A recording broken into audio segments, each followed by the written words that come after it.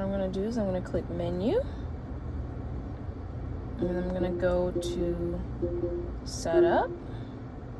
We're going to go to Bluetooth. And it says no Bluetooth devices are registered. Would you like to add one? I'm going to say yes.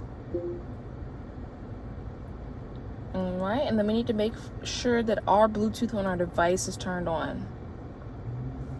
As you can see here, my phone pops up. So now we're waiting to see if the codes match. We're going to click pair. And then we're going to allow our contacts to sync.